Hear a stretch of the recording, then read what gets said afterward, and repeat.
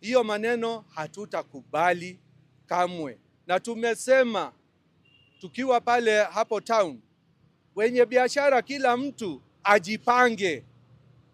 Kuna Nairobi Business Community wanajipanga, alafu wanaitwa goons. Wacha basi Meru Business Community ipange, wacha tuitwe goons. And this is economic sabotage.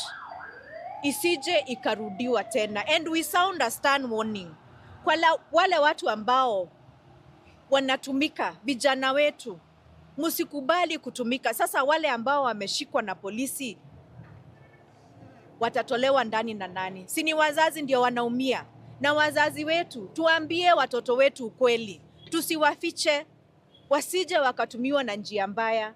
Goons, huwezi kuongea na goons. You cannot talk peace with goons. Ndio serikali imepewa nguvu ya kufanya nini? Na nguvu yao ni ya kipekee. Hakuna mtu mwananchi ambaye anapata nguvu kama hiyo. Kwa hivyo kasa watu wasipite tu na kiangazi wakipembeleza watu na ni watu ambao wanakuja kuharibu na wamepewa pesa ya kuharibu. Kwa hivyo msiwe na woga. We regret what has happened this far, but huu ni mwanzo mpya. Tutapambana na watu man to man. We will use reasonable force in as much as it is reasonable, and we will not be cowed by people hiding behind the constitutional guise of the provision of they have the right kuandamana. We also have the right to deal with the thugs, and we'll deal with them without mercy. Kwa hivyo tutembee barabara moja. Kazi yetu msichukue. Kazi ya kuchunga na kulinda nyinyi na mali yenu, maisha yenu na mali yenu, tutafanya. Tutaifanya bila woga.